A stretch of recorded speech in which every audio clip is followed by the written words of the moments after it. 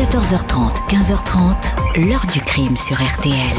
Jean-Alphonse Richard. Pourquoi Delphine serait-elle partie en pleine nuit sans ses enfants, et cela à quelques jours de Noël? C'est donc la piste criminelle qui est privilégiée. Delphine a-t-elle fait une mauvaise rencontre en sortant la nuit? Aurait-elle été enlevée? Son mari serait-il impliqué? Les rumeurs les plus folles circulent. En attendant que l'enquête avance, le mystère de Cagnac reste entier. Bonjour, 3 ans et demi que Delphine Jubilard a disparu par une nuit froide de décembre 2020 dans un village du Tarn. 3 ans que son mari Cédric attend lui en prison que son sort judiciaire soit réglé. À cette reprise, ses demandes de remise en liberté ont été refusées. Sa détention conditionnelle a été systématiquement prolongée. Même si l'époux n'a jamais varié d'un pouce dans ses dénégations, il n'a pas tué sa femme. La justice demeure sur ses positions. Cédric Jubilard, dernière personne à avoir vu vivante Delphine, est bel et bien le seul et unique suspect. Son mobile serait élémentaire. Il n'acceptait pas que cette épouse le quitte et refasse sa vie pour un autre homme. Il était animé par la jalousie, par la colère. Ce scénario est-il celui qui peut faire condamner le mari devant une cour d'assises, ou bien, à force d'expertise contestée et d'absence de corps, le dossier est-il condamné au doute éternel? Question posée aujourd'hui à nos invités. Cédric et Delphine Jubilard, le dernier acte. C'est mort, plus de retour en arrière. Je prends un avocat, je m'en fous des conséquences. L'enquête de l'heure du crime, la seule émission radio 100% fait divers. À tout de suite sur RTL. 14h30, 15h30, l'heure du crime sur RTL. Jean-Alphonse Richard. 14h30, 15h30, l'heure du crime sur RTL. Dans l'heure du crime, nous revenons aujourd'hui sur l'affaire Jubilard. 3 ans et demi après la disparition de Delphine à l'hiver 2020 dans un village du Tarn. Son mari, qui répète son innocence, est considéré comme l'unique suspect. Il n'aurait pas supporté que son couple se disloque et que sa femme ait un amant. Mardi 15 décembre 2020, 22h55, Delphine Jubilard écrit sur son téléphone son ultime message. « Je t'embrasse », dit-elle. Le destinataire est à 80 km de Cagnac-les-Mines, à Montauban. C'est son amant depuis 5 mois. Ils se sont connus au printemps sur le site de rencontre Glidden, puis se sont rencontrés pour la première fois le 21 juillet près du lac de Salvanéac, un village du coin. Aux enquêteurs, l'homme, technicien dans une entreprise de spectacle, en couple mais pas marié, explique qu'il est tombé immédiatement amoureux de Delphine. Ils ont pris l'habitude de se voir tous les 15 jours dans des hôtels ou bien chez lui quand sa compagne est absente. Delphine louait parfois une voiture pour le rejoindre. Lui cherchait un nouveau travail pour se rapprocher d'Albi où travaillait Delphine, infirmière à l'hôpital de la ville. Récemment, elle se renseignait auprès des agences immobilières pour trouver leur futur logis. Ce soir-là, les amants l'ont passé à échanger des textos sur la messagerie Snapchat. Dès les premiers mois de l'enquête, les gendarmes vont ainsi s'intéresser à la vie mouvante du couple Jubilard. Une séparation compliquée, un divorce redouté par le mari pourrait être un possible mobile de crime. L'amant de Delphine assure qu'à 2 reprises, elle lui a montré des lettres de son époux. Il l'a supplié de changer d'avis et de rentrer à la maison. Au fil de l'enquête, les gendarmes vont établir que dès l'été, Cédric Jubilard était obsédé par une possible liaison de sa femme. Il en a parlé à Anne, la meilleure amie de Delphine. Plusieurs fois, il m'a demandé si Delphine avait un amant, témoigne Anne. Un soir, alors qu'elle ne répondait pas à ses appels, elle s'est justifiée en disant qu'elle s'était endormie en regardant les étoiles filantes, ajoute l'amie. En examinant la téléphonie du couple, les enquêteurs notent que le 25 septembre, 3 mois avant la disparition, Delphine s'aperçoit que quelqu'un cherche à la géolocaliser. Elle questionne Cédric, qui nie, puis affirme que c'est sa mère, Nadine, qui est derrière tout ça.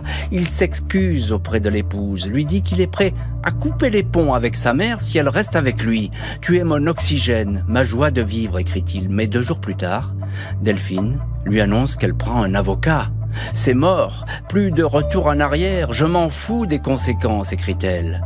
L'amant de Delphine indique aux gendarmes, Cédric n'avait pas pris au sérieux la décision de Delphine de divorcer. Ce n'est qu'au moment où elle a pris rendez-vous avec un avocat qu'il a compris. Lundi 14 décembre, veille de la disparition, Cédric Jubilard effectue 2 recherches sur son téléphone avec le mot-clé « Roquefort ». C'est dans cette commune qu'une semaine plus tôt, Delphine et son amant se sont rendus pour acheter une voiture. Cédric Jubilard dit qu'il surveillait sa femme car il craignait qu'elle le prenne pour un con. Il ne lui faisait plus du tout confiance, sur quoi que ce soit, dit-il.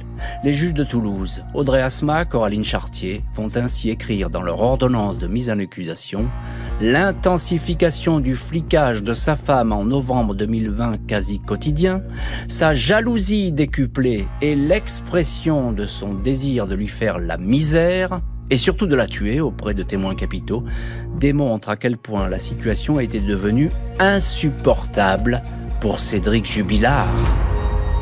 Ça, c'est ce qu'écrivent les juges, effectivement. Cédric Jubilard, lui, il dit tout le contraire. Il n'a jamais fait de mal à sa femme. C'est ce qu'il va dire d'abord aux gendarmes et puis aux 2 juges d'instruction. Il va rester sur sa ligne, minimiser cette défiance qu'il aurait portée à son épouse. Le divorce, il va le répéter, Cédric Jubilard, le divorce. Mais quel divorce ? Le divorce, je m'en étais fait une raison. Voilà ce qu'il va raconter. Mais bon, on ne va pas le croire pour l'instant, puisque ça fait depuis maintenant 3 ans que Cédric Jubilard attend d'être jugé. Il est en prison, il sera sans doute renvoyé un jour aux assises, mais pour l'instant, ce procès tarde à venir. Bonjour Frédéric Abella. Bonjour. Merci infiniment d'être avec nous aujourd'hui au téléphone de l'heure du crime. Vous êtes journaliste à la Dépêche du Midi et vous êtes l'auteur du livre qui vient tout juste de sortir, Jubilard, l'enquête inachevée, qui est publié aux éditions La Dépêche. Merci de nous donner la primeur de votre ouvrage qui est très détaillé. Et si on s'intéresse à cette affaire, il y a absolument tout dans ce livre. Vous faites le tour de la question avec notamment des documents que personnellement je n'avais pas vus et que vous avez eu en main et des témoignages aussi qui sont totalement inédits. Frédéric Abella, revenons un petit peu en arrière avant l'interpellation de Cédric Jubilard. Il faut répéter un point qui n'a peut-être pas été assez réaffirmé dans cette affaire, c'est que c'est Delphine qui prend l'initiative de quitter le ménage, c'est elle qui s'inscrit sur un site de rencontre, et c'est qu'après qu'il y a effectivement la réaction de Cédric Jubilard qui va lui aussi de s'inscrire sur des sites, et puis effectivement de voir ce qui se passe, c'est ça ? Oui, c'est ça, oui, c'est ça. Bon, alors, Cédric Jubilard voulait peut-être susciter un petit peu la jalousie et de Delphine à ce moment-là. Il le fait par imitation, il le fait pour qu'elle soit un peu plus attentive à lui. Et puis voilà, ce sont des liaisons un petit peu dangereuses, puisque au final, on sait que Delphine va finir par rencontrer Jean, son amant, à partir du mois de juillet 2020, et c'est là que tout va commencer, quoi. C'est là que ça commence à déraper.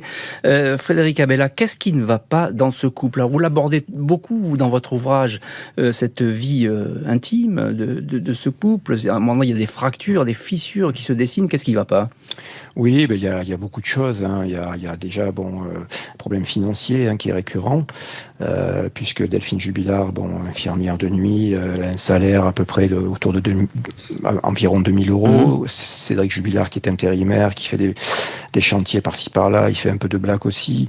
Bon, lui, c'est autour de 1003, 1005, ça dépend. Voilà, et puis il y a ce fameux CDI, ce fameux emploi CDI sur lequel comptait beaucoup Delphine, puisque ça mettrait un petit peu plus de beurre dans les épinards. Et puis finalement, on se rend compte que cet emploi, il ne le décroche pas. Voilà, pour plusieurs raisons. Bon, on peut lui reprocher son dilettantisme, on peut lui reprocher son manque d'implication. C'est ce qu'elle lui dit d'ailleurs. Elle lui dit qu'elle en a marre. Oui, c'est ça. Elle en a marre qu'il reste à la maison. Elle en a marre qu'elle ait plein de choses à payer. Encore une fois, c'est elle qui est à l'initiative et c'est elle qui ne supporte plus cette vie, parce que lui, il s'en accommode. Oui, lui, il sombre un petit peu dans la facilité. C'est une histoire un petit peu qui ronronne, et on sent bien que Delphine commence à s'ennuyer dans cet environnement un petit peu étouffant. Elle voit que les choses n'avancent pas. Elle voit que Cédric, malgré les promesses, les travaux de la maison n'avancent pas. Son CDI, finalement, c'est un échec. Donc, mis bout à bout... ça fait beaucoup. Ça fait beaucoup, ça commence à bouillir. Donc, il y a des envies chez Delphine, voilà, de voir autre chose, de connaître autre chose. Bien sûr. Voilà, de changer de vie. De liberté et de changer de vie. Mais effectivement, on la comprend. Il y a beaucoup de couples qui vivent ce genre de période agitée. Bonjour, Patrick Hisson. Bonjour, Jean-Alphonse. Merci infiniment d'être avec nous au téléphone. téléphone de l'heure du crime, avec d'ailleurs Frédéric Abella à vos côtés. Vous êtes journaliste, correspondant RTL dans la région de Toulouse, et vous êtes en direct depuis le bureau RTL de Toulouse. Patrick Hisson, vous connaissez parfaitement cette affaire. Alors, il y a un mécanisme qui se met en place très rapidement, et bien avant la disparition de Delphine, c'est la suspicion. Il y a un mot qu'écrivent les juges, c'est rare dans la bouche des juges d'écrire ce genre de mots. Flicage, c'est pas rien. Le flicage de Cédric Jubilard sur sa femme, ce qu'il va nier dans un premier temps, il va dire non, pas du tout, et puis on va se rendre compte qu'effectivement, il a passé son temps à fouiller son téléphone, à rechercher, à faire des recherches sur les opérations bancaires auprès de ses amis, qu'il questionne également, vous en avez parlé tout à l'heure, et au point de s'inscrire également sur les mêmes sites de rencontres pour essayer de tromper quelque part la vigilance de Delphine et pour savoir quelle est la vérité, est-ce qu'elle a ou non un amant. Frédéric Abella le raconte dans son livre. Il cherche par tous les moyens à savoir ce qui se passe. Il va même interroger la meilleure amie, Patrick Hisson, de Delphine. C'est ça, en lui disant, je ne sais pas si c'est ça. Frédéric Abella. Allez-y. Oui, il est obsédé par une seule chose, c'est découvrir l'amant de sa femme. C'est ça qui l'obsède. Parce qu'au fond, la séparation, c'était acté. Il s'était fait une raison de cette séparation, il s'était préparé plus ou moins, même s'il ne l'acceptait pas, il avait fini par accepter bon an, mal an. Voilà. Mais ce qui l'obsédait, c'était surtout qu'il n'arrivait pas à savoir qui était cet amant, et surtout, il n'acceptait pas que Delphine lui mente. Il n'arrivait pas... Ça, pour lui, c'était insupportable. Il ne supportait pas le mensonge. Et il le dit, j'ai pas envie qu'elle me prenne pour un con. Ce sont ses propos. Voilà. Et il prend Anne qui se dit être la meilleure amie de Delphine, il prend à partie Anne, et un jour, ils ont une conversation tous les deux, où Cédric Jubilard lui dit, sur le ton de l'affirmation, Delphine a un amant. Et Anne, elle nie. Elle va pas vendre la mèche, effectivement. C'est ça. Même si elle n'est pas au courant foncièrement de ce qui se passe dans la vie privée, dans la vie conjugale de sa meilleure amie, même si elle n'est pas tellement au courant et elle peut le subodorer, elle lui dit non, elle n'a pas d'amant. Et ça le heurte violemment à Cédric Jubilard parce qu'on sent qu'autour de lui, on lui ment. Voilà. Juste un petit mot, Patrick Hisson, là-dessus. Dès le début, on se dit, le mari, il y a des suspicions sur lui, les regards se tournent sur lui fatalement. C'est la dernière personne à l'avoir vue vivante, Delphine. C'est vrai, et d'ailleurs il le sait parce que je l'ai rencontré, Jean-Alphonse, 3 jours après. Je l'ai rencontré le surlendemain une première fois, ça a été très très court, où là il paraissait effectivement extrêmement inquiet en nous disant juste quelques mots, je n'en peux plus, je veux qu'elle revienne. Mais une deuxième fois effectivement, sur un trottoir de Cagnac-les-Mines, je l'ai croisé et il m'a dit notamment, hors micro, je sais qu'ici à Cagnac-les-Mines, tout le monde pense que je suis le coupable, en faisant référence notamment à l'affaire Daval, qui est dans tous les esprits encore, évidemment. Et il explique aussi que le divorce, c'est Delphine qui le veut, il me le dit spontanément, 3 jours après, et qu'il faisait tout en sorte, lui et Delphine, ce dont on va voir tout à l'heure que c'était peut-être pas forcément vrai, pour que ce divorce ne soit pas traumatisant pour les enfants. Oui, c'est ça. 6 mois après la disparition, le mari va être placé en garde à vue. Cédric et Delphine Jubilard, le dernier acte. C'est le moment d'être courageux, monsieur Jubilard. Il faut penser à vos enfants, à votre famille. L'enquête de l'heure du crime, on se retrouve dans un instant sur RTL. L'heure du crime, Jean-Alphonse Richard jusqu'à 15h30 sur RTL. 14h30, 15h30, l'heure du crime sur RTL. Jean-Alphonse Richard. L'heure du crime consacrée aujourd'hui à l'affaire Jubilard et une enquête qui ne semble jamais finir. Dans la nuit du 15 au 16 décembre 2020, Delphine, l'épouse qui voulait divorcer, a brutalement disparu. Son mari Cédric est considéré comme le suspect numéro 1. Il est interpellé 6 mois plus tard. Mercredi 16 juin 2021, 6 mois, jour pour jour, après la disparition de Delphine, Cédric Jubilard est interpellé à 13h alors qu'il quitte le chantier sur lequel il travaille comme plaquiste tout près de la gare d'Albi. C'est toujours le mari qui est suspecté, plaisante-t-il alors qu'on lui passe les menottes. La garde à vue à la gendarmerie de Gaillac débute à 15h55. C'est le moment d'être courageux, monsieur Jubilard. Il va falloir assumer ce qui s'est passé. Il faut penser à vos enfants, votre famille. C'est le moment, annonce le directeur d'enquête cité dans le livre Jubilard, l'enquête inachevée. Les questions qui paraissent anodines portent sur sa vie personnelle, son enfance, son parcours avant de s'acheminer sur son couple, qui battrait fortement de l'aile. Cédric raconte qu'un jour d'été, Delphine lui a annoncé qu'elle voulait divorcer. Elle m'a dit qu'elle en avait marre, qu'elle voulait me quitter, et on essaie de recoller alors les morceaux, dit-il. Il jure qu'après avoir ressenti de la tristesse et de la déception, il s'est fait une raison. Il s'est d'ailleurs inscrit sur des sites de rencontres. En garde à vue, le mari reconnaît avoir confié à sa mère Nadine que si Delphine avait un amant, il allait la tuer. En revanche, il ne se souvient pas lui avoir dit qu'il allait l'enterrer et que personne ne la retrouverait. Quoi qu'il en soit, il ne s'agit selon lui que de mots jetés en l'air, des paroles sans importance. Cédric Jubilard va le répéter en boucle. « Je n'ai rien fait ».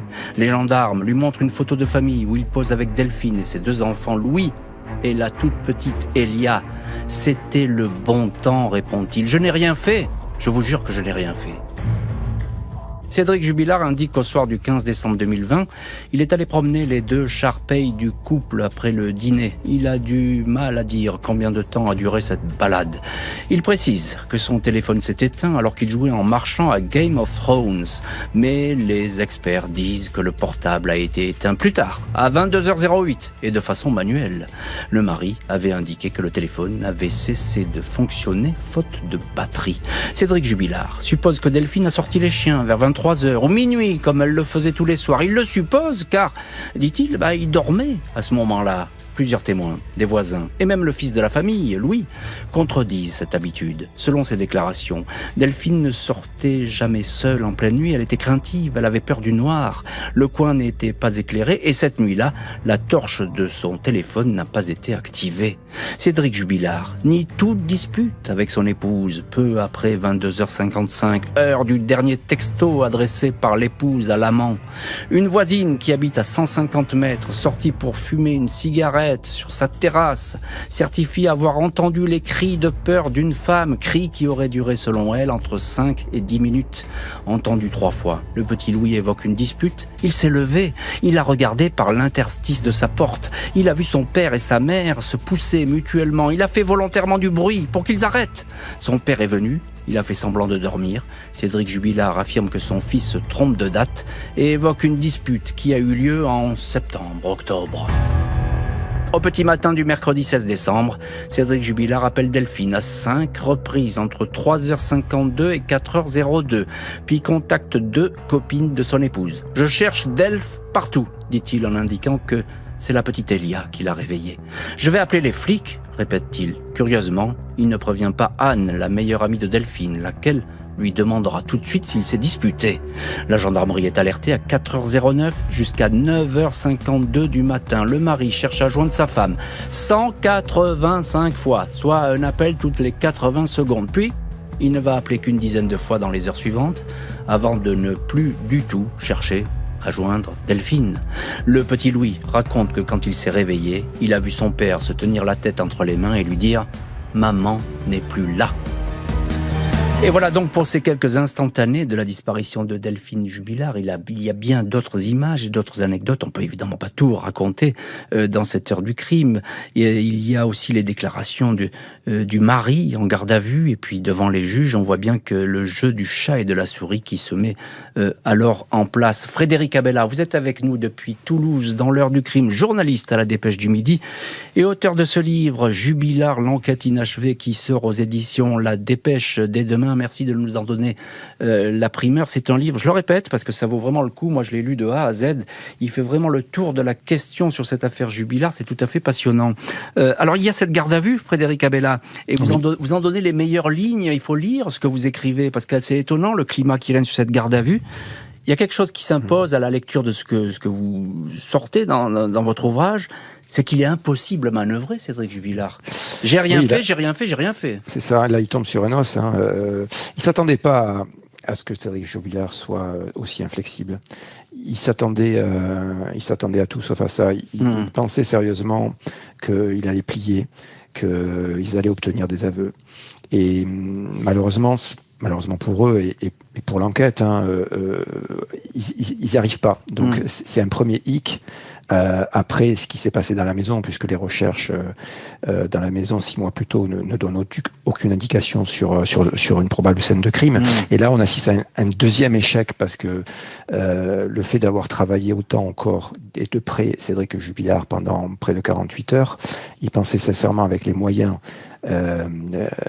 mis sur le terrain, bien sûr. Mis sur le terrain. Et puis bon, on rappelle qu'ils ont aussi avec eux les gendarmes spécialisés dans les sciences du comportement. Ils mettent tout en place une scénographie et une organisation, si vous voulez, qui normalement qui aurait permis. Et ça marche pas. Et ça marche pas. Et là, ils tombent vraiment sur un os et ils se disent bon, voilà. Et là, c'est le début des ennuis parce que toute l'enquête qui va suivre, forcément, elle aura ce goût d'inachevé. Oui, tout à fait. Ça suit. Évidemment, c'est la suite logique de ces dénégations. Après, bon, il reste sur ses positions et c'est son choix au mari, à Cédric Jubilard. Il y a une petite anecdote que vous racontez dans votre livre. Et pour moi, elle est très frappante. C'est que, à un moment, vous dites les gendarmes, ils sortent vraiment toutes dernières cartouches, ils n'ont plus rien dans leur chargeur. Oui, c'est ça. Et ils sortent cette photo de famille. C'est ça. Ils sortent cette photo de famille pour essayer de jouer un petit peu sur le ressort affectif, pour essayer de... Voilà, on sort les enfants en photo, on sort la famille du bonheur. Ouais. Et malgré ça, malgré la présence de la mère aussi, Nadine, la présence de cette maman qui dit aimer son fils, qui au début, lors de sa garde à vue, dit clairement qu'elle doute sincèrement de l'implication de son fils, que ça lui ressemble pas et puis finalement au bout de quelques heures qui passent, elle arrive finalement à ne plus avoir de doute et à penser réellement que son fils a pu faire quelque chose de mal à sa belle-fille. Et Nadine est simplement là, si vous voulez, pour faire plier son fils. Ouais. Voilà, donc mais effectivement, on sent que ça résiste et que ça marche pas comme ça. Patrick Hisson, vous êtes également journaliste, vous êtes à Toulouse, correspondant RTL dans la région de Toulouse et en direct depuis le bureau RTL de Toulouse. Les présomptions, parce qu'il n'y a pas de preuves, mais les présomptions contre Cédric Jubilard, je le disais, il y a le petit Louis qui est là, qui dit avoir assisté à, pas une dispute, mais enfin une empoignade entre ses parents, et puis il y a cette voisine qui entend des cris. Ça, ce sont les points les plus lourds, qui pèsent très lourd tout de suite, c'est ça ? Oui, il y a ces points-là. On n'en a pas parlé tout à l'heure. Il y a les menaces de mort, effectivement. Vous en avez dit quelques mots, mais qui sont, je vais dire, nombreuses. Il y en a au moins 3 ou 4. Lui, il dit, moi je disais ça comme ça. Qui interpelle. Alors évidemment, comme ça s'est passé avant, ça peut dépasser sa pensée, mais malheureusement, ça tombe très mal à propos pour lui, si j'ose dire. J'en ai marre, je vais la tuer, je vais l'enterrer, personne ne la retrouvera. C'est ce qu'il dit à sa mère, à une amie de Delphine. Si Delphine me quitte un jour, je serai capable de la tuer, je la tuerai. Un ami de Cédric également, ça ne se passe pas bien, je vais l'enterrer. Ça fait beaucoup. Ça fait beaucoup. Ça, c'est les menaces avant. Et ensuite, effectivement, il y a ces cris de voisines qui sont à 150 mètres du domicile des Jubilards et qui, à une heure qui correspond à peu près au moment où Delphine ne donne plus signe de vie, entend des cris très forts. Tout à fait. Et non, je disais, je vous suis, évidemment, on va y revenir sur ces éléments qui sont à charge contre Jubilard, mais effectivement, ça commence à peser lourd dans le dossier, car l'épouse est introuvable. On va s'intéresser à son téléphone et au pyjama du mari. Cédric et Delphine Jubilard, le dernier acte, une micro-tache de sang de l'épouse sur le pyjama du mari. L'enquête de l'heure du crime, les experts ont-ils découvert le détail qui pourrait tout faire basculer ? C'est à suivre dans un court instant sur RTL. 14h30, 15h30. L'heure du crime sur RTL. L'heure du crime, Jean-Alphonse Richard. Jusqu'à 15h30 sur RTL. Delphine, ça peut être n'importe qui. Ça peut être n'importe quelle maman. Du jour au lendemain qui peut disparaître. On veut la vérité. On est épuisé. C'est des cauchemars nuit et jour. Donc imaginez 2 enfants qui n'ont plus leur maman. Que ceux qui savent disent. Parle. Il est temps. Pour le bien des enfants, pour le bien de la famille. On ne peut pas rester comme ça. Au programme aujourd'hui de l'heure du crime, les 3 ans et demi d'enquête de l'affaire Jubilard, un épilogue qui tarde à se dessiner, une épouse introuvable, un mari mis en examen le 18 juin 2021. Il nie s'en être pris à sa femme, des doutes pour le confondre, une vaste chasse aux indices est lancée. Les gendarmes multiplient les expertises techniques pour tenter de retrouver un élément susceptible de débloquer les investigations. Delphine Jubilard reste introuvable, tout comme son téléphone, que les experts font parler à distance. L'appareil s'est éteint le 16 décembre 2020 à 7h48 du matin, quelques heures après la disparition. La géolocalisation du portable donne un résultat étonnant. Celui-ci a toujours borné dans le secteur autour de la maison de Cagnac-les-Mines. Il est resté tout ce temps-là dans un périmètre de 300 mètres carrés. Cédric Jubilard est soupçonné d'avoir caché l'appareil avant de l'avoir finalement détruit Un corps de ferme, la Soulier, à 2 km de l'habitation des Jubillards, va être inspecté en 2022 et 2023 et même 2024. Une autre série d'expertises porte sur le pyjama panda que portait Cédric Jubilard la nuit de la disparition. C'est dans cette tenue qu'il avait accueilli les gendarmes au petit matin et c'est ainsi vêtu qu'il avait effectué les premières recherches. Sur le pyjama, les spécialistes détectent de l'ADN de Delphine à plusieurs endroits. Il y a même une micro-tache de sang de l'épouse sur la manche. Le jogging du mari présente lui aussi en quantité de l'ADN de Delphine, notamment en haut du pantalon. Pour les enquêteurs, ces découvertes pourraient accréditer un possible transport du corps. Les juges écrivent ainsi « Ces éléments confirment la réalité d'un contact entre Cédric Jubilard et son épouse, alors que le mari clame qu'il ne se regardait même plus depuis longtemps. » Et dans cette heure du crime, on retrouve tout de suite l'un de nos invités, c'est Patrick Hisson, correspondant RTL dans la région de Toulouse, en direct depuis le bureau RTL de Toulouse. Patrick, vous avez suivi toute cette affaire. Alors, vraiment, les gendarmes, ils se sont investis dans ces recherches. Il fallait trouver un indice, il fallait trouver une preuve matérielle du passage de Delphine, ou même peut-être son corps, mais ça n'a pas abouti, pas du tout. Non, c'est pas faute d'avoir cherché ce corps avec des moyens très importants, avec des brigades canines dans un premier temps et ensuite du matériel très sophistiqué, d'avoir cherché, fouillé et refouillé à plusieurs mois d'intervalle. Et je passe sur toutes les marches qui ont été organisées également par les amis auxquels a participé un tout petit peu, Cédric, même si manifestement ça n'intéressait pas beaucoup. Et malgré tous ces moyens incroyables, ces hélicoptères aussi, on n'a absolument rien trouvé. C'est vraiment le problème ou l'un des problèmes majeurs de cette affaire-là, c'est qu'on n'a pas le corps de Delphine Jubilard. On n'a pas le corps de Delphine. Encore juste un petit mot, Patrick Hisson. Vous disiez tout à l'heure, je l'ai rencontré 3 jours après à Cagnac-les-Mines, le mari. Quelle impression il vous a fait? Parce qu'il dit tout de suite, on divorçait certes, mais enfin, etc. Il est très calme quand vous le voyez. Alors, la première fois, je le vois, c'est 3 jours après, et on a vu rentrer 2 hommes dans la maison des Jubillards, mais on ne sait pas du tout qui c'est. Il a un bonnet, il ne ressemble pas du tout aux photos qu'on a pu découvrir ici ou là. Et je lui pose la question, je lui dis, excusez-moi, est-ce que vous êtes quelqu'un de la famille? Il me dit, je suis Cédric, le mari. Et il paraît tout de même assez éploré, fatigué. Bon, on serait en moins, c'est 3 jours après, il n'a pas dû beaucoup dormir sur les derniers jours. Et on sent un cri du fond du cœur de quelqu'un qui clame son innocence. Et en disant, je veux qu'on la retrouve, vraiment, je ne peux plus vivre sans elle. Enfin, c'est pas les mots qu'il prononce, mais en tout cas, je n'en peux plus. Voilà ce qu'il dit. Et 2 jours après, il est un petit peu plus calme, plus taciturne, plus comme ça, avec un regard fuyant, de loin, avec une capuche sur la tête. C'est vrai qu'il a, j'allais dire, le look idéal peut-être de l'homme qui a fait disparaître sa femme. C'est comme ça qu'on le perçoit, je le dis, mais ça c'est un jugement qui est totalement subjectif, et qui est à l'instant T de... Voilà. Mais c'est pour ça que il ne veut pas nous parler dans son premier temps. Dans son deuxième temps, il va nous dire quelques mots. Bon, voilà, je sais que tout le monde me soupçonne, etc. Ce que je vous ai raconté tout à l'heure. Voilà, mais c'est important, ces premiers sentiments, effectivement, quand on est en contact comme ça d'un suspect, c'est toujours très intéressant de savoir ce qu'on peut ressentir. Frédéric Abella, vous êtes l'auteur du livre Jubilard, l'enquête inachevée, publié aux éditions La Dépêche et qui sort demain. On parle de votre livre aujourd'hui dans l'heure du crime. Il y a cet ADN sur les vêtements, l'ADN de contact, l'ADN de Delphine. Alors, qui est l'ADN de votre épouse sur un vêtement, c'est pas très grave puisque vous vivez ensemble, mais là, ils se côtoyaient plus, ils ne se touchaient même plus d'après ce que disent les témoignages.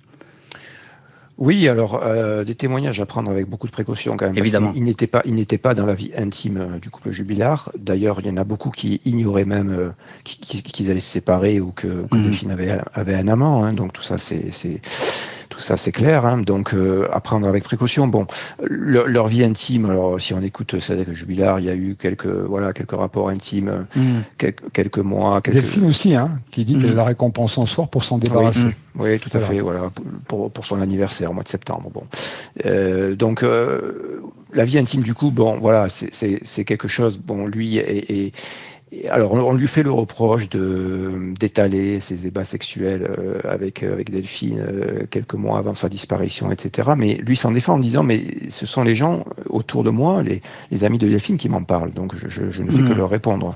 Voilà. Et effectivement, donc, il y a ces traces, elles sont retenues à charge par les juges. Oui, alors Alors, juste un petit mot là-dessus. Allez-y. Tout à fait. Ce sont des micro-traces en des points très particuliers, notamment si on prend le pyjama panda de Cédric Jubilard, il y a une trace qui pourrait s'assimiler à de la salive de Delphine au niveau de l'épaule.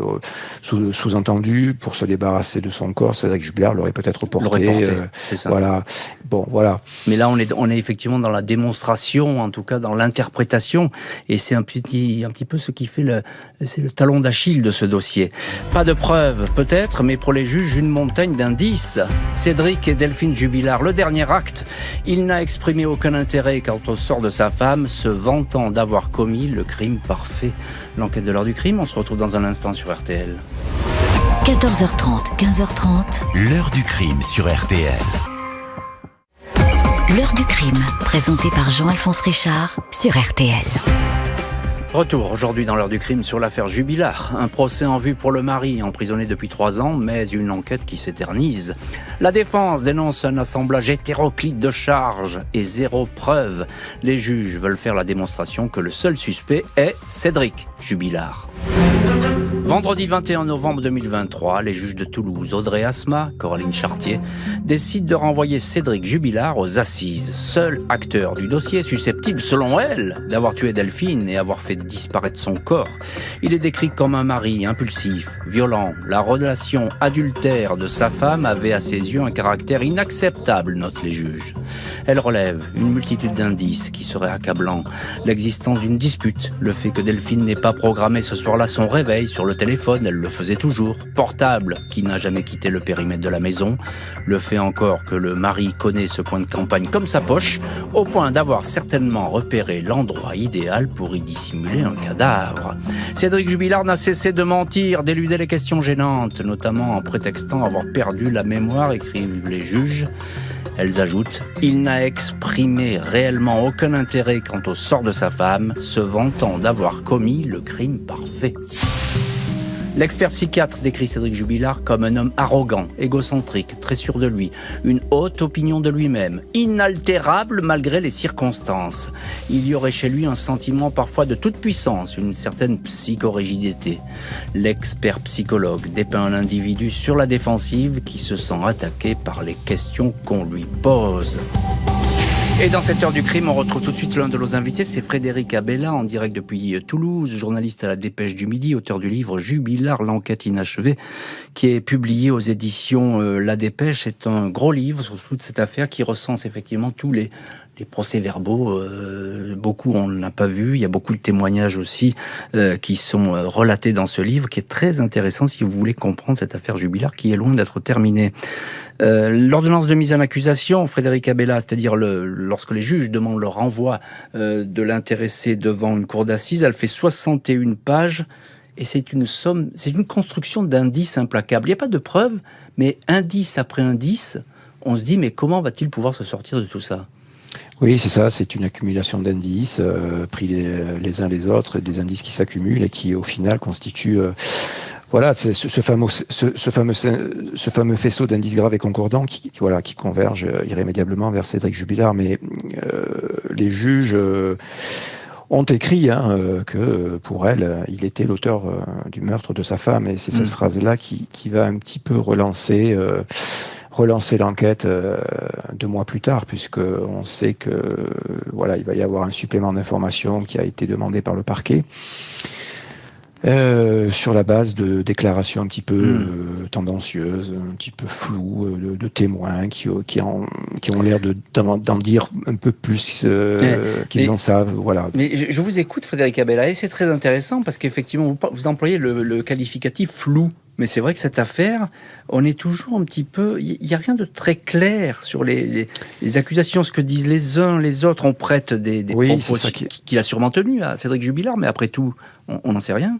Oui, parce que encore une fois, on n'a pas de preuves irréfragables. On n'a pas l'élément accablant. Alors il y a cette somme d'indices, mais à titre d'exemple, on peut prendre celui de l'horaire de 6h52 où on sait par les experts que le téléphone de Delphine Jubilard à cette heure-là, 6h52, est activé. Nécessairement, c'est une activation humaine. Donc on sous-entend, si vous voulez, dans cette ordonnance de mise en accusation, que c'est Cédric Jubilard Jubilard qui était en possession de ce téléphone. Parce que il est situé, ce téléphone est situé dans le rayon le plus proche de la maison. Et donc rayon de 300 mètres. Rayon de 300 mètres. Donc qui est censé se trouver dans ce rayon-là? Eh bien, c'est nécessairement Cédric Jubilard. Donc on lui attribue de fait la possession de ce téléphone. Voilà. Et ce téléphone, on lui attribue donc sa possession, mais bien après sa garde à vue, puisqu'on a des expertises qui sont postérieures à sa garde à vue. Tout à fait, c'est des très longues expertises, très poussées. On est allé très loin dans ce dossier. Je pense que ça a dû d'ailleurs coûter très cher, cette enquête. Patrick Hisson, vous êtes au bureau RTL de Toulouse et vous êtes également avec nous aujourd'hui dans l'heure du crime. Il y a l'après-Delphine, l'après-disparition et même l'après-mise en examen du mari. C'est une période très scrutée parce qu'on se dit, après qu'elle ait disparu, le mari, il continuait un petit peu à faire sa vie. Et donc cette période, elle est importante, cette parenthèse, avant la prison. Et justement, durant cette période, il ne paraît pas très affecté. C'est ce que disent l'immensité des témoignages. En tout cas, il y a Frédéric qui est en train de prendre son livre. Il y a peut-être une page dont il va vous parler dans quelques instants. Avec plaisir. Enfin, pour la plupart des gens qui le croisent, tout le monde dit qu'il est plutôt joyeux, plutôt heureux de vivre. J'ajoute qu'il continue d'utiliser la carte bleue de sa femme, évidemment. Alors, Séverine, la nouvelle compagne de Cédric, voilà, il me montre Séverine que j'ai rencontrée et qui m'a raconté plein de choses totalement extravagantes sur ces quelques mois qu'elle a partagé avec Cédric Jubilard. Notamment, elle me raconte un jour pour vraiment essayer de comprendre un petit peu comment il était à cette période-là. D'abord, c'était une star aussi, quelque part. Hein, oui, il était connu. On parlait de lui. Et un jour, ils partent faire une randonnée à la montagne. C'est Séverine qui me raconte ça avec des copains. Et là, il faisait beaucoup d'humour sur Delphine. Il voit une cavité à un moment donné sous les rochers. Il dit, tiens, est-ce qu'on pourrait peut-être aller fouiller? Elle est peut-être là, finalement, Delphine. Et tout le monde se met à rigoler. C'était assez incroyable. C'est vraiment incroyable ce que vous racontez, effectivement, Patrick Hisson. Et je rappelle que le psychiatre, il a dit, c'est un roc inaltérable, malgré les circonstances. C'est un mot qui pèse lourd. Enquête close, puis rouverte. À quand le procès? Cédric et Delphine Jubilard, le dernier acte. Des éléments objectifs démontrent l'implication de Cédric Jubilard. L'enquête du crime. Je vous retrouve tout de suite sur RTL. Jean-Alphonse Richard sur RTL. L'heure du crime. L'heure du crime, présentée par Jean-Alphonse Richard sur RTL. Dans l'heure du crime aujourd'hui, l'affaire Jubilard. Une épouse, Delphine, disparue en décembre 2020 dans un village du Tarn. Un mari, Cédric, seul suspect aux yeux des juges. Il n'aurait pas supporté la séparation. Il nie les accusations. Enquête rouverte. Dernière vérification avant le procès. Jeudi 8 février 2024, alors que 3 mois auparavant, les juges ont renvoyé Cédric Jubilard devant une cour d'assises, la justice ordonne un supplément d'informations. Il s'agit de vérifier divers témoignages, ceux notamment d'un ancien co-détenu ou de cet agriculteur qui avait noté la présence d'une pelleteuse garée juste en face du domicile des Jubilard. Des éléments objectifs démontrent l'implication de Cédric Jubilard, assure le procureur général de Toulouse. Le procès pourrait se tenir en 2025 devant la cour d'assises du Tarn, à Albi. On est bien loin d'un embryon de commencement de preuve de quoi que ce soit. Pas de scène de crime, on ne nous explique aucun geste, aucun lieu, aucun élément matériel n'est apporté. Et c'est toujours surprenant de constater qu'après 2 ans d'instruction, on n'est pas capable d'amener quelque chose de concret autrement qu'un raisonnement déductif. Et c'est la lucidité de maître Emmanuel Franck, c'est l'une des avocates de Cédric Jubilard qui, effectivement, avec ses confrères, répète depuis des mois ce discours. Il y a des indices, des faisceaux d'indices, des présomptions, des impressions, mais il n'y a pas véritablement de preuves. Frédéric Abella, vous êtes avec nous dans cette heure du crime, auteur du livre, je le signale, il faut lire ce livre, Jubilard, l'enquête inachevée. C'est le dernier livre paru sur cette affaire. Jubilard, l'enquête inachevée, c'est publié aux éditions La Dépêche. Alors, l'enquête, elle est interminable parce qu'elle est repartie. On ne sait jamais trop quand ça va s'arrêter dès lors que des investigations repartent. Mais vous dites, vous, l'enquête inachevée. Pourquoi inachevée ? D'ailleurs, l'enquête inachevée d'abord parce que, si vous voulez, on n'a pas retrouvé le corps, malheureusement. Hein, c'est le manque. Voilà, c'est vraiment ce qui manque à cette affaire, le corps, et puis les ondes d'ombre qui n'ont pas été dissipées. Si vous voulez, c'est ça qui est marquant dans cette affaire, c'est que malgré ces 3 ans d'enquête, le rouleau compresseur de la justice, la mécanique cette accusation n'a pas permis de lever des ondes d'ombre et de lever des doutes sur ce qui s'est réellement passé, sur comment Delphine Jubilard est-elle morte, comment a-t-elle été tuée, qu'est-ce qui s'est passé dans cette maison ou à l'extérieur.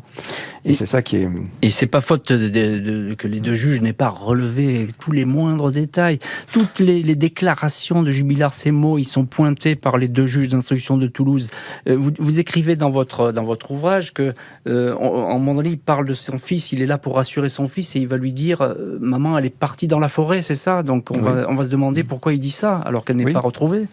Oui, c'est comme quand il parle avec Patrice, qui est le mari de la sœur de Delphine, chez qui les deux enfants vont habiter après, au téléphone après la première battue du 23 décembre 2020. À l'issue de cette battue, il dit à Patrice, mais oui, on ne sait pas où elle est. Bon, mais je dis quand même aux enfants qu'elle est partie, mais que il faut qu'il garde un bon souvenir d'elle. Alors, Patrice s'étonne, il dit mais pourquoi tu dis ça, on ne sait pas où elle est encore. Un bon souvenir d'elle, oui, c'est exactement ça ce que vous écrivez dans votre livre, c'est très frappant, effectivement, il y a comme ça des espèces de lapsus, de réflexions qui sont pour le moins étranges. Patrick Hisson, vous êtes avec nous également dans l'heure du crime, vous êtes l'un de nos correspondants à RTL dans la région de Toulouse et vous êtes en direct du bureau RTL de Toulouse. Je n'ai pas beaucoup parlé dans cette heure du crime, mais on en avait parlé dans les précédentes consacrées à l'affaire Jubilard. C'est la défense, les avocats de Jubilard, ils sont très costauds, cette défense. Elle fait peur à l'accusation aujourd'hui. En tout cas, ils se sont multipliés, ils ont multiplié les actes, ils sont trois efficaces, sont de très bons plaideurs qui connaissent bien le droit. Ils ont fait tout ce qui était possible en rappelant un certain nombre de choses qu'a ébauché tout à l'heure, il y a quelques instants, Frédéric Abella, c'est-à-dire qu'il y a un faisceau de petits indices selon lui. Selon Frédéric, dans son livre, même s'il y en a deux, c'est ce sur quoi je voulais, si vous me le permettez, revenir un tout petit peu, il dit que sur la téléphonie, Frédéric, il m'en parlait tout à l'heure, soit il me le raconte, il y a deux éléments qui sont quand même plutôt à charge de Cédric, on n'en a pas beaucoup parlé. Alors, soit Frédéric te les raconte, ou alors allez-y Patrick, un mot là-dessus. Effectivement, c'est l'usage du téléphone ce soir-là qui ne ressemble pas à l'utilisation qu'il en fait durant le reste de l'année. Et puis, il avait l'habitude, c'est avec Jubilard, de visionner des images à caractère pornographique. Et si vous voulez, il les visualise avant et après, mais pas le 15 décembre. Oui, il y a effectivement... Tous les jours, sauf ce jour-là. Et le deuxième élément, c'est que tous les jours, Delphine active son réveil pour le matin et c'est le seul jour où il n'est pas activé. Oui, donc ça fait effectivement, alors on peut se dire c'est le hasard et tout, mais bon, le hasard dans ce genre de situation, c'est un peu compliqué. Encore un mot, je vais vous poser la question, Patrick Hisson, à tous les deux, mais vous ne pourrez pas répondre, je le sais, mais je vous pose quand même la question. Pourquoi est-ce qu'on ne trouve pas ce corps ? C'est incroyable cette région. Je comprends pas. Alors c'est vrai qu'il y a une topographie qui est particulière. Cagnac-les-Mines, donc, comme vous le savez, c'est une ancienne cité minière. Il y a des trous partout, c'est un véritable gruyère. Il y a même des zones, Alors c'est vrai que Cédric Jubilard connaît très bien son environnement. Il connaît tout autour de lui. Bon, évidemment, pour l'accusation, il avait repéré un endroit. Effectivement où on pourrait glisser un corps. Est-ce que c'est vrai, pas vrai, on ne sait pas. Mais c'est vrai que c'est un endroit qui pose problème parce qu'il y a des tas de possibilités en fait. Oui, effectivement. Il y a d'autres hypothèses qui ont circulé. Moi, je me rappelle d'un chasseur lors d'une battue, enfin d'une recherche en tout cas du corps de Delphine, qui me dit, moi je suis sûr, il l'a jeté à tel endroit dans le Tarn, qui passe à proximité, pas très loin, à quelques kilomètres en tous les cas, matériellement. Et il avait largement le temps d'aller le déposer. Après, encore, ça remonte toujours à la surface. Il en reste quelque chose, mais m'expliquant quelques détails un petit peu rocambolesques qui auraient pu peut-être accréditer cette hypothèse-là. Il y a eu des fouilles, évidemment, dans les étangs tout autour et dans le Tarn également. Alors, juste un petit mot. On arrive au bout de l'émission. Je vous pose également la question à tous les deux. On arrive au procès. Il fait pas du tout de concession, Frédéric Abella, le mari. Ça pèse très lourd, ça, contre Cédric Jubilard. Alors ça sera un procès intéressant à suivre parce qu'effectivement il va continuer à nier, bien sûr. Quel comportement il va avoir lors de ce procès? Est-ce qu'il va faire des révélations? Quel comportement, qu'est-ce qu'il va raconter? Qu'est-ce qu'il va dire, ne pas dire? Donc il sera, ça sera quelqu'un qui sera scruté de très près et on attend tous avec impatience lorsqu'on va lui donner la parole. Qu'est-ce qu'il va dire? Je pense que 15 secondes, ces avocats qui sont très bons vont lui conseiller surtout de pas être trop arrogant. Trop égocentrique. Effectivement. Et merci infiniment à tous les deux, Patrick Hisson, Frédéric Abella, auteur de Jubilard, l'enquête inachevée qui est publié aux éditions La Dépêche. Merci d'avoir été nos invités. Merci à l'équipe de l'émission, rédactrice en chef Justine Vigneault, préparation Marie Bossard, Marie-Lou Goyer, réalisation Jonathan Griveaux. L'heure du crime, présenté par Jean-Alphonse Richard sur RTL.